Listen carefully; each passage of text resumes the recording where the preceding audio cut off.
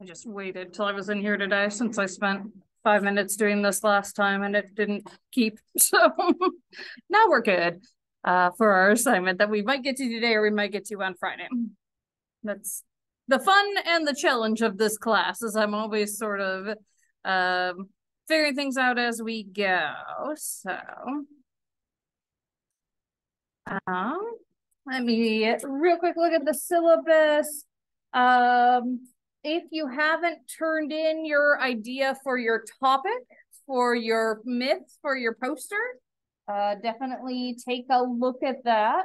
Part of the assignment we'll do either today or Friday. We'll look at fallacies and biases, and we'll help to address some of that, and might be helpful.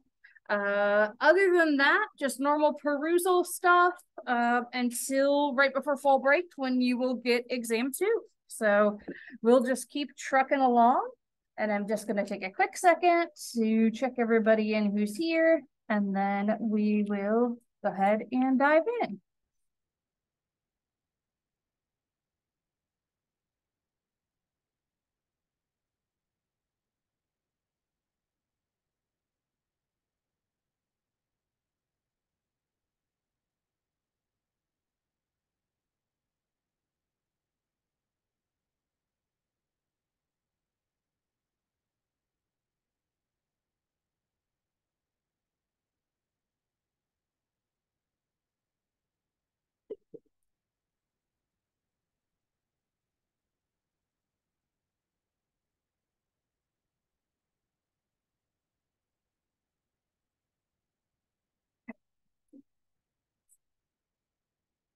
Alrighty, so when we left off, we'd been talking about culture and unfortunately how some of the cultural activities have been gutted here at BWU, which makes me a little sad.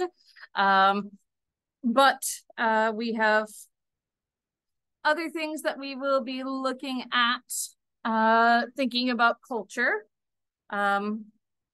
So the cultural milieu is sort of where and when you're born, right? When in history, where geographically, it's going to play a significant role in your worldview. And this could be where you live, when you live, in terms of like your parents, right? But it goes bigger than that in terms of like the schools you attend, what's going on in your country at that time, right? You know, some people have been joking that like when they teach American history in the future, like 2020 is going to have to be a whole semester, right? Because there's just so much stuff's happening. Existentialists call this thrownness. It's just the idea that like you're thrown into a certain situation and time when you're born, and you can't do anything about that other than sort of adapt. And so we think about both analytic and holistic thought here. Analytic thought is cognitive processes that involve logical, categorical, and rule-based thought, in which elements of a situation or object are considered independent of their context. And then holistic thought, also cognitive processes, but here we're involving the use of context and relations among objects and understanding the dynamics of the situation. So one of the things in science in general, and in psychology in particular, and in the media and in politics, that can happen is people will claim I'm being very analytic, that's what I should be doing, and they won't think holistically. And this ends up blaming people who don't need to be blamed. Right? So the way that we are going to increase DEIAJ is to empower people of color and people who are sexual minorities. What about all the people who are already there who are making their lives miserable, right? Why don't we work on like teaching them to be good people, right? And so we can miss this holistic piece that can mean that we're sort of looking at things incorrectly. And part of what comes into play here is a concept we'll learn, I'm sure, in an intro, which is the fundamental attribution error. And this is the idea that especially in Western cultures, we tend to think other people do stuff because of something wrong with them. So the example I always give is kind of silly, right? Let's say I'm walking out the door after class and I trip over like the leg of the table. And I'll be like, who put that there, right? When one of you trip after going out of class and I'm like, they're clumsy. I would never actually think that, but this is a silly example, right? The idea is that there's something wrong with you, but if the same thing happens to me, it's because of the environment. That's the fundamental attribution error. And as you can see, this can tie pretty easily to the ideas of in-group and out-group, right? And thinking that those other people had it coming, right? Because they didn't pull themselves up by their bootstraps. Again, holistic thought is really important. And so, for example, we offer, I believe, 5 different classes here that focus on development. Dr. Martorell teaches a whole sequence of infant, child, adolescent, and adult development and aging. And we also have a lifespan course, right? And those of you, again, who have taken one of those or even just taken intro will know that Piaget's theory of development is a pretty popular one. That the idea is there are these stages you go through as you develop cognitive skills as a kiddo. And that you start with like not even having object permanence. Like if you hide something from a baby, they think it's just gone. That's why hide and seek is super awesome to babies. You know, and then you work up and, you know, when kids are little and you ask them, what do you see? What do I see? Right? They tell you that you see what they see. We're having this with my kiddo right now where she'll be like, what's this say? She's holding the book like this. Right? It's like, well, we can't see. You know, why don't you turn it around so you can show us? And that you finally get to formal operations where you can like have abstract thought, make reasoned decisions, things along those lines. But there are other theories. There are other ideas that come into play here, right? So one of them is Kohlberg's theory of moral development. So they're not looking at cognition as the most important thing, but morality, ethics, a sense of right and wrong, right?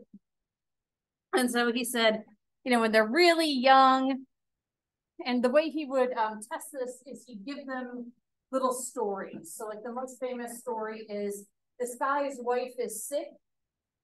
Their insurance won't cover her medication. They're out of money. So he's thinking about going and stealing the medicine, right? And kiddos who are under 6 typically say like, no, stealing is wrong, right? Period, end of sentence, essentially. Or like he'll get punished if he does that.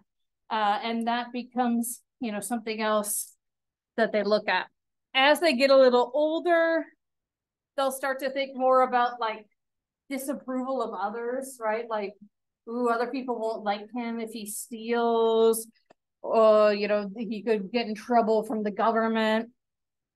And then the idea is when you sort of get to be a preteen, you develop a more nuanced way of looking at it, that, you know, maybe he should do this because otherwise his wife is going to die, and maybe that's more important than whatever concept of right and wrong they had when they were really little.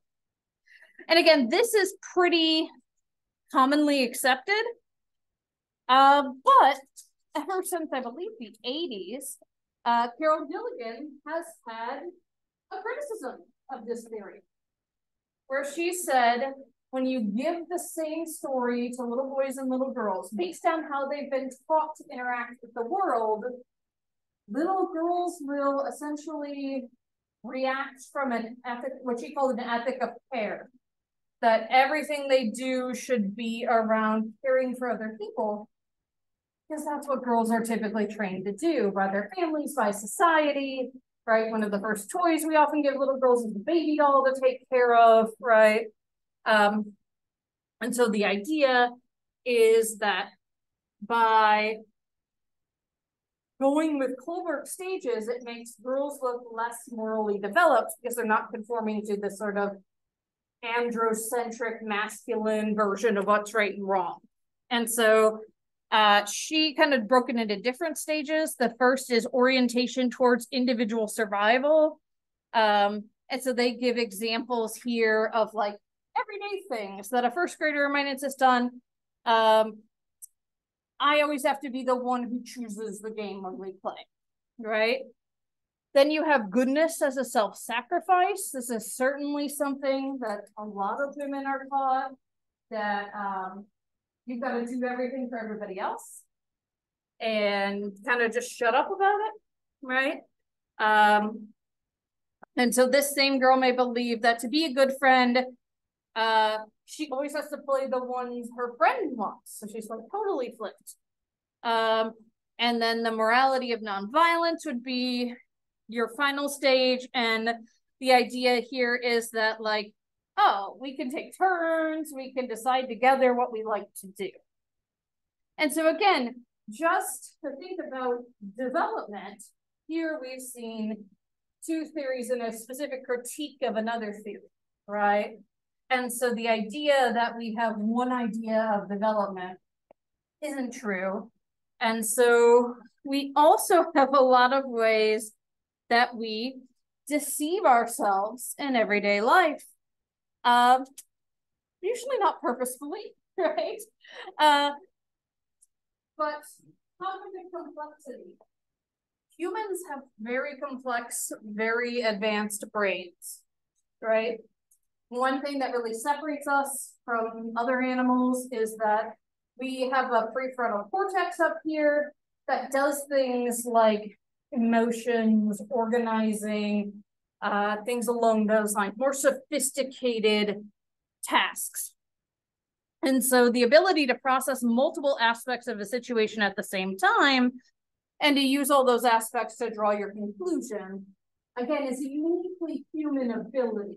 And because we can do that, sometimes we overestimate our ability to actually know everything, right? And so what can happen is self-deception, and that's the tendency to select or believe desirable information and to ignore or deny undesirable information. So last night I was listening to a podcast about a woman who was pregnant and her water broke at 33 weeks. And if you're not familiar, human pregnancy is 40 weeks-ish, right? There's certainly variation. So 7 weeks early. And she was like, oh, I'm just peeing, right? It's fine. And she like stood up and like more gushed out. And she's like, no, it's fine. It's just fluid. And her husband had to be like, no, that's your water breaking. We got to go to the ER. And it was a good thing they did because their kiddo was born not too much longer after. That kiddo's doing fine now, but had to spend 6 weeks in the NICU, right? If he had stayed home and kept being in denial, right, it might not have gone so well. And there are little things we do this with every single day, right? I don't know about you all. I am horrible at like, if there's an email that's very official, I'm like, I will get back to that later. And then like 3 days later, I'm like, oh shoot, I'll get back to that later, right? Or ways of telling ourselves, oh, I don't need to worry about that right now, right? We do have some intuition, but we can overestimate it. So the intuition is the ability to seem to understand without conscious reasoning or without being able to identify a basis for the judgment, right? And so like, sometimes this can come into play, but a lot of times people will sort of over-rely on intuition. Authority, as we've talked about previously, is a way of gaining or accepting knowledge based on the presumed expertise or power of an individual in a position of authority. And again, when there's lots of people in authority and they're giving you conflicting messages, this is where it becomes a challenge, right? So at the beginning of the pandemic, are we listening to Dr. Fauci? Are we listening to our president at the time, right? Are we listening to that person down the street, right? We didn't really know what was happening at that point in time. And so you have to sort of judge like whose authority is what I should respect in each situation. And then faith. Faith is a belief in an idea without any assessment of evidence for its validity. And so we typically think of faith in a religious way, but there are certainly people who have faith in ideas that are not themselves religious, but they just don't question, right? And that can happen on any side of the aisle, any side of like scientific reasoning, right? And in psychology, of course, we know quite a bit about this. So looking at these two, which of these two dots looks bigger? So if how many people think this one looks bigger? A couple. How many people think this one looks bigger? How many people think they're the same size? They are in fact the same size. I'm guessing y'all have seen something like this before. But if I even look at this, knowing cognitively they're the same size, this looks bigger. And it's because of perspective, right? So our brain can trick us in all kinds of ways, even something as simple as perception, right? We can also have illusions, which are phenomenal experiences in which you misperceive the nature or characteristics of a stimulus. It isn't a delusion, like you would have a psychotic disorder or episode.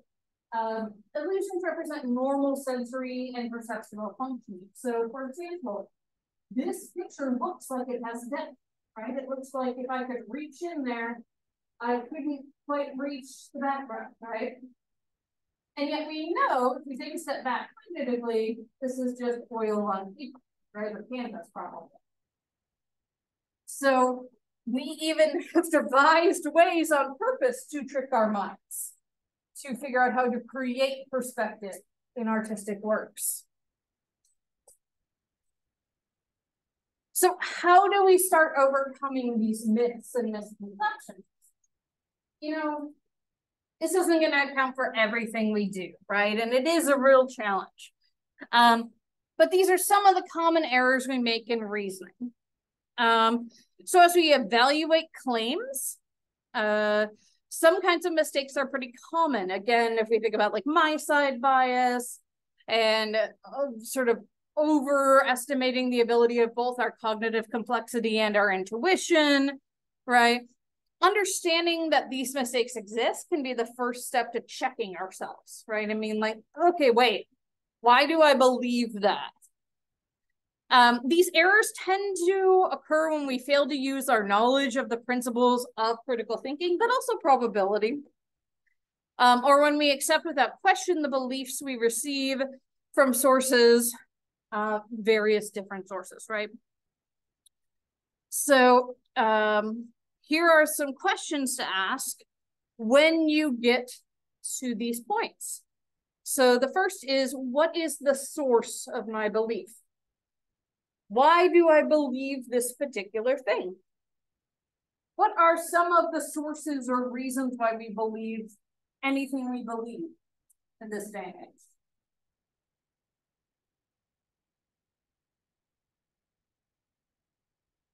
I mean, like, I hope your professors are one, right? But we get stuff wrong too. Social media, right, is a lot of how we get information now, or just the internet in general. You know, scientific authority, or perhaps those in power in the government. And then think about evidence that might support your belief. So again, if we think about something like mesmerism, right? Benjamin Franklin went in and was like, well, let's actually see what the evidence is. And it didn't really work unless the person was essentially waving the things around. This actually reminds me of a story where someone was learning to hypnotize people, which is still used in some therapeutic techniques. And the person, the client, just wouldn't be hypnotized. And they sort of talk to them and be like, you know, what do you think is the barrier? And the person said, well, you don't even like seem like a hypnotist. And the therapist said, what do you mean? And so, you know, you don't have a cape, you don't have a fancy hat, right? So the therapist ran out into the lobby, yanked the curtains down and threw them around like a cake and the person could be in the class, right? That should call stuff into question, but also makes us think about context clues, right? So like when we were looking at the social media profiles to decide whether they looked real or fake, right? We look at context clues. How many followers do they have? How long have they been on, right? What sort of things are they doing? How can I evaluate beliefs, right? Research, all those great sources that Stephen showed us, right? Looking into what does the literature actually say. And should I sometimes reserve judgment, right? And this could be a challenge for people in general, and especially educated people like ourselves, right? Because we tend to think we know, right? Why I have the knowledge about this, right? And I believe it was Aristotle that said, like, the intelligent man knows what he doesn't know, right? The intelligent person knows what they don't know. So we need to always be like checking ourselves. People, and you all might get this as psych majors, people often, when I would tell them I was a psychology major in college, they'd be like, oh, you analyzing me? Like, A, no, at that point I didn't know how to do that, right? B, when I was in grad school, when I did know how to do that, I was like, no, I'm off the clock, right? But there are some psych majors who'll be like, yeah, I can tell you exactly what's wrong with you. And so they haven't even taken adult psychopathology yet, so they haven't even learned about the disorders, right? So sometimes we should reserve judgment, and also with other people, you know. Again, it can be really challenging when someone is perpetuating ideas that are wrong and harmful. And it can be a challenge to step back and say, why does that person believe that, right? Are they trying to be malicious? And a lot of times, no, right? Unless they are a bot or some organization that has an agenda, it's often a person that's the only knowledge they've received, right? So then we need to think about the best way to educate people. All right, so we talked about these a little bit earlier in the semester. I kind of jumped the gun because these are just fun to talk about. But illusory correlations are spurious relationships between factors that appear to have a meaningful relationship, but they're really just by chance. And so, for example, if you look at the number of letters in the winning words of the National Spelling Bee, and how those fluctuate, they fluctuate with the number of people killed by venomous spiders. Those two things do not cause each other, right? And yet they certainly can look like they do. And so again, this is a really interesting website. They have a lot of examples, like per capita cheese consumption with people dying by being tangled in their bed sheets. What's that? Oh, the Nicolas Cage one is number of films Nicolas Cage was in correlates with the number of people who died by drowning. Again, doesn't cause it, right? But it has this weird, like, sometimes data just lines up. The age of the person who was Miss America correlates with the murders by hot objects. Again, Miss America's not going around murdering people. It just sort of happens to match up. The number of computer science doctorates awarded in the US correlates with, there we go, the number of, or the amount of revenue from arcades. And you might think like, oh, we got more people interested in computer science that are going to arcades, but if they're working on their doctorate, they don't have time, right? So again, non-commercial space launches, so governmental space launches from agencies like NASA, and sociology doctorates, right? So there's a whole bunch of these, and they also have, oh, gotcha, it's not working right now, but when they update it, they have where you can actually like choose a variable and they'll find something weird that correlates with it. So there's all kinds of it. There's 30,000 of these that they've made. So this is the one that I pulled just because I thought it was really interesting, right? But there's all different ones that you can look at. I'm not seeing the next button, so that also might not be working.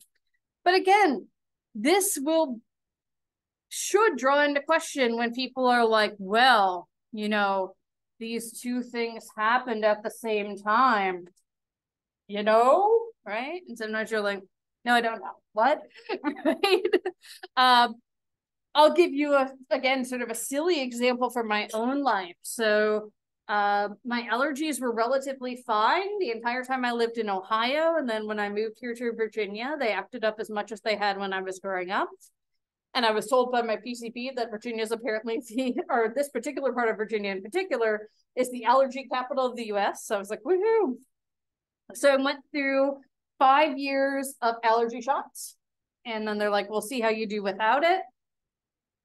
It wasn't great. So I came back in and they retested me. And what I'd been allergic to before was like certain types of pollens and grasses and things like that.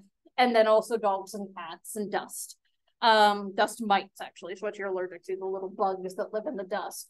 And they were like, well, you're not allergic to anything outside anymore, but you're still allergic to dust and dogs and cats. And I was like, how is that possible? My allergies get way worse in the spring and fall, so it must be outside allergies. And she said, does your cat shed more in the spring and fall?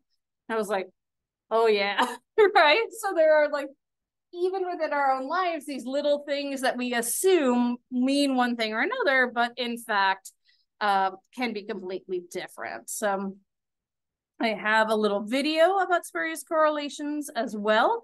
And again, these are also really helpful to remember that correlation does not equal causation, right? Just because two things are correlated, even if it's not on accident, doesn't mean one causes the other.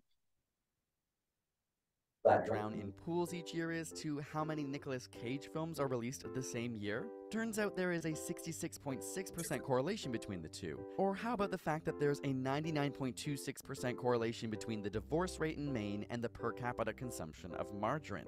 Or a 99.79% correlation between spending on science, space, and technology, and the number of suicides by hanging, strangulation, and suffocation? Just because there is a correlation between two variables doesn't mean that one causes the other. This assumption is a logical fallacy, and yet we're drawn to headlines like, people who have more sex make the most money. Unfortunately, this does not always equal that. Even though it may look like it, cheese consumption probably isn't related to how many people die tangled in their bedsheets, but sometimes it isn't so obvious. Numerous studies found that menopausal women taking hormone replacement therapy had a lower than average incidence of heart disease, leading doctors to believe that hormone replacement could protect against heart disease.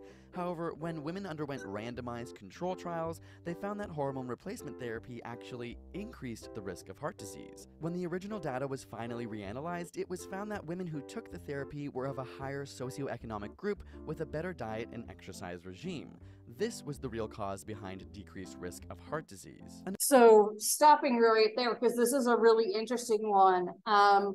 So when people are more wealthy, right, whether they're middle class, upper middle class, in the 1%, right, they have more resources and time to dedicate to buying fancy foods, going to gyms, things along those lines.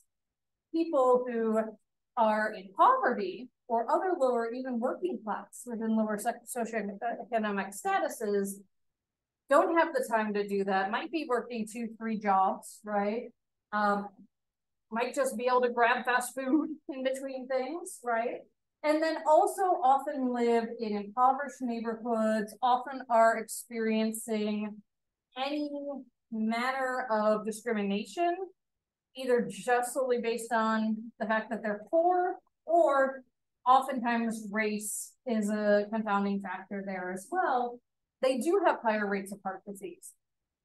But again, thinking about our analytic model we talked about before, people tend to say, oh, poor people have heart disease because they just don't take care of themselves. ignoring that we know that things like prejudice in and of itself causes stress, right? We know that work stress in and of itself is going to contribute to something like heart disease. And then they have all these confounding factors together. So again, especially in our capitalistic, individualistic society, our knee-jerk reaction is to blame the person it's happening to rather than the environmental and other societal factors, those cultural factors that might be influencing it.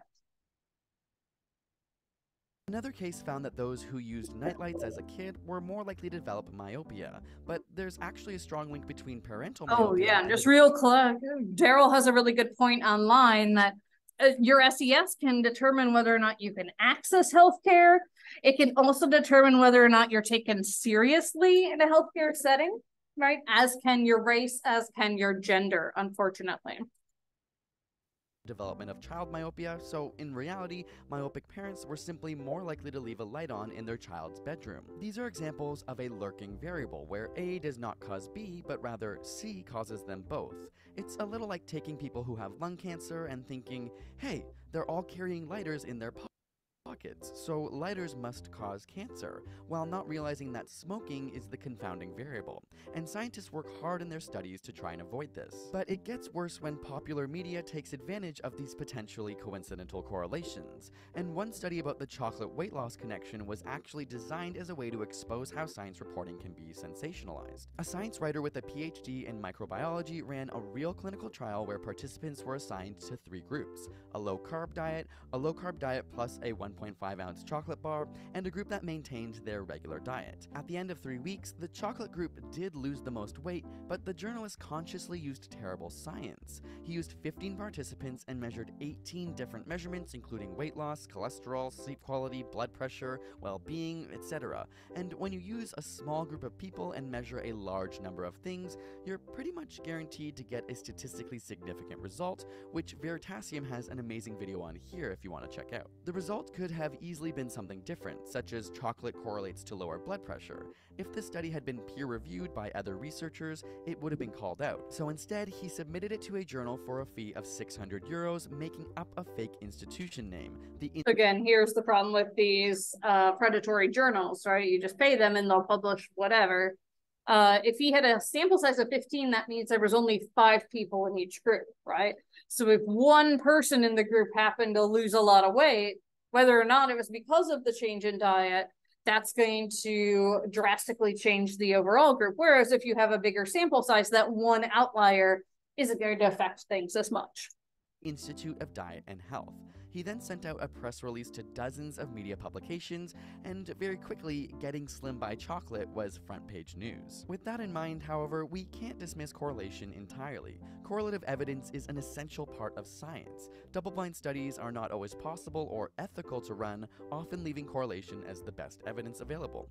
When every possible causative relationship is systematically explored, correlation can be used as a powerful tool for assessing cause and effect relationships and progressing science even further. Big thanks to Tyler Vegan for providing his charts on these interesting correlations. And again, particularly if you are looking at things over time, so looking at things longitudinally, there we go.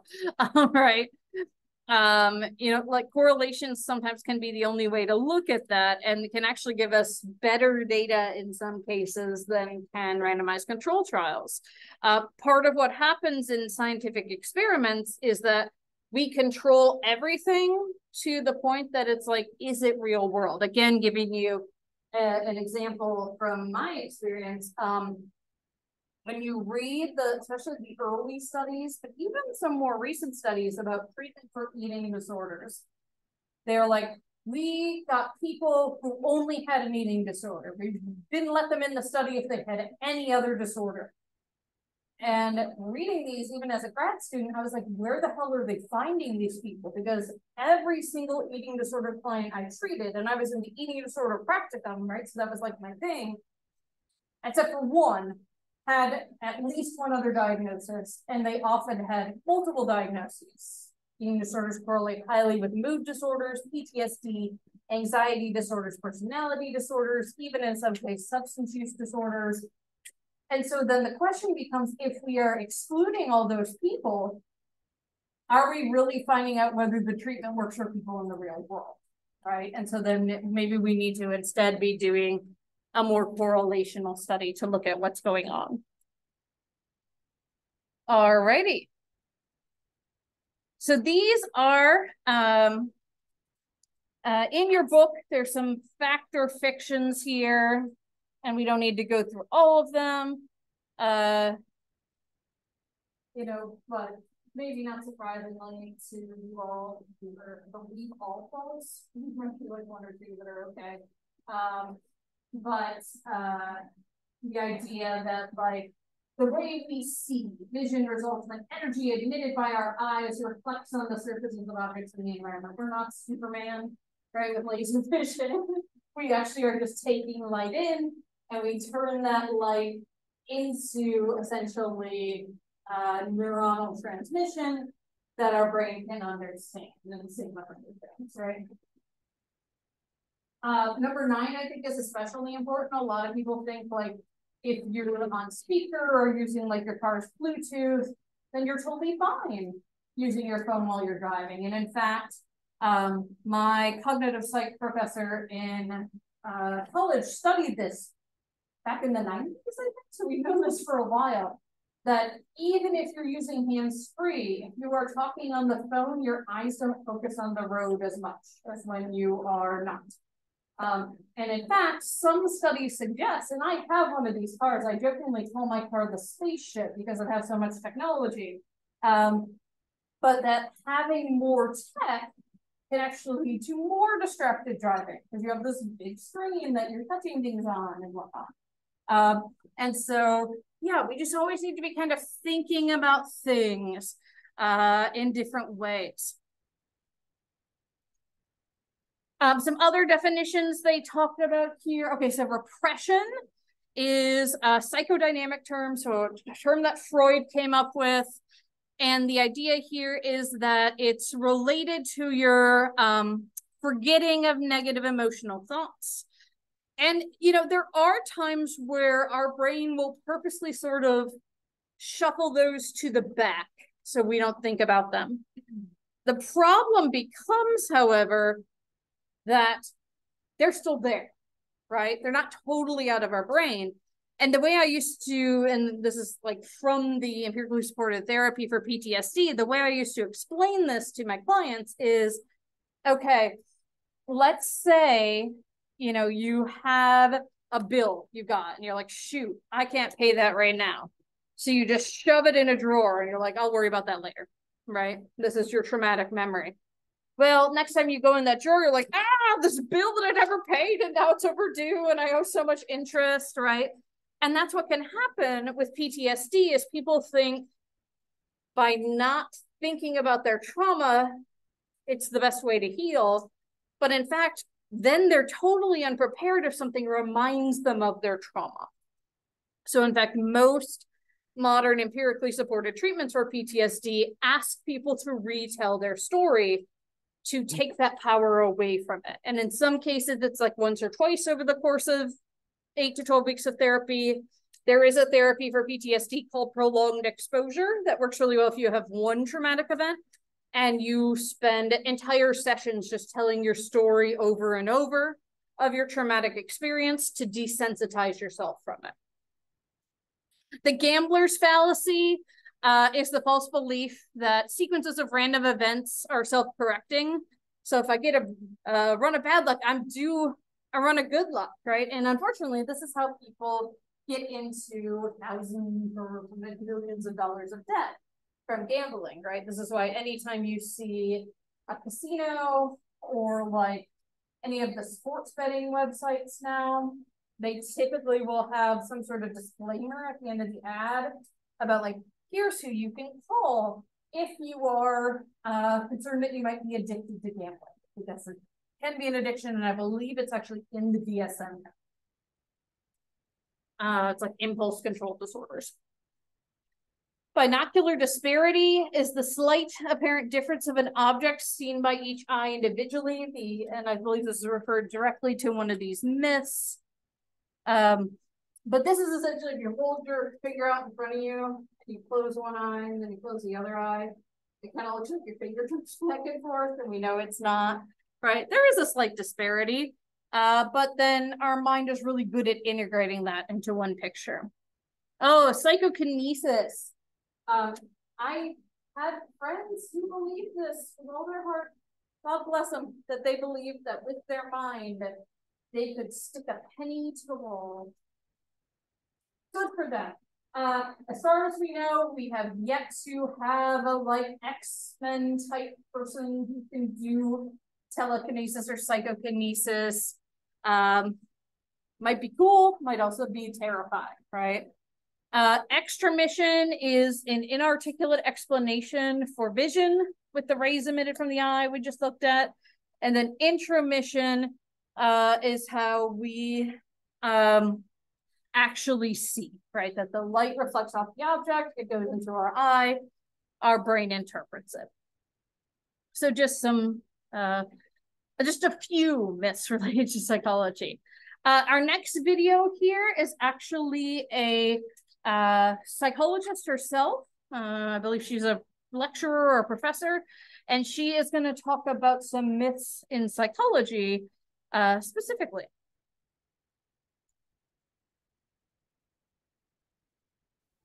Introducing Aveda's Scalp Solutions, a pioneer in botanical I really wish we could put ad blockers on these. Well, hopefully she's getting some AdSense. Psychology says that when someone's laughing and they look at you, they're attracted to you. Psychology says no such thing. And don't even get me started on the one where if you dream of someone, that means they're in love with you. How is that supposed to work? 4 hidden signs you have high-functioning anxiety. How about 3 signs that you shouldn't be talking about psychology on TikTok? 1. You're exploiting other people's mental health for your own clout. 2. You do not provide any evidence for any of your claims. 3. You actively block people who ask you to provide evidence for your claims.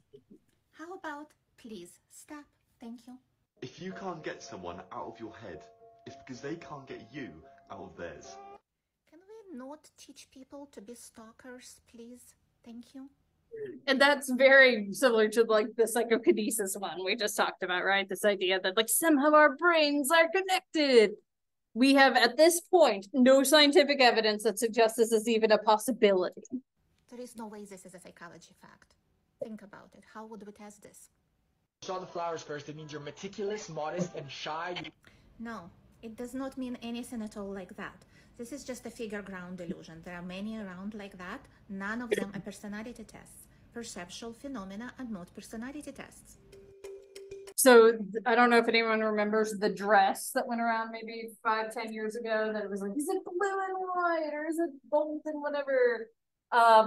People were claiming that was a personality test. It really just had to do, I believe, with like the dimness on your monitor or phone. So again, people like to project things onto just about anything.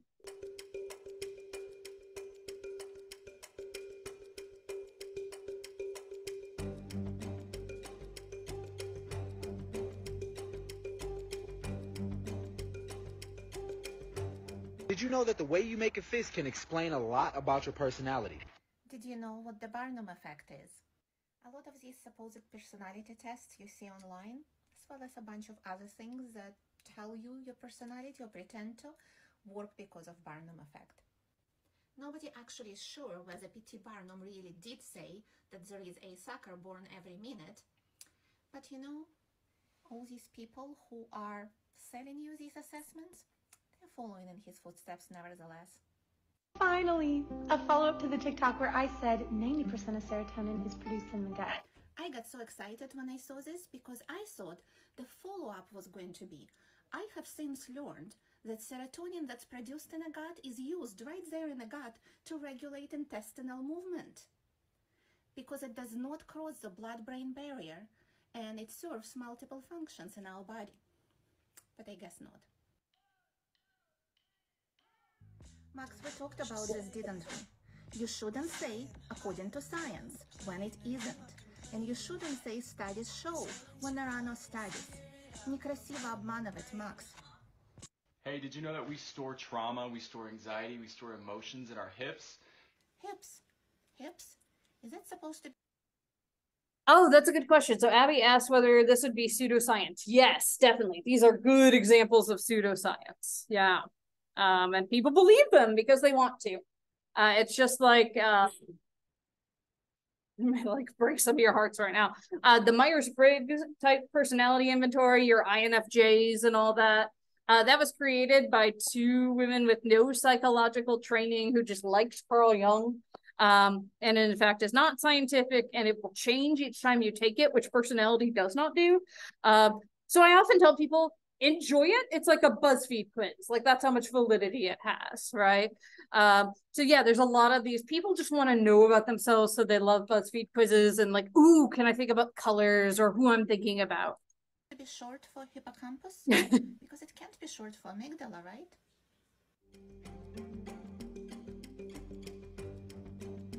Again, there are people out there sort of doing the good work of trying to dispel these myths, be educators, right? Things along those lines. So we'll go ahead and stop there today because there's no way you're going to be able to do this assignment in 3 minutes. So we will do it on Friday. And if we finish it, we're going to start talking about APA style. So for those of you who aren't familiar with it, we will explore how you cite things and reference things in APA. Everybody have a great day, and thanks to everyone who came in person and to everybody who was able to sign on Zoom.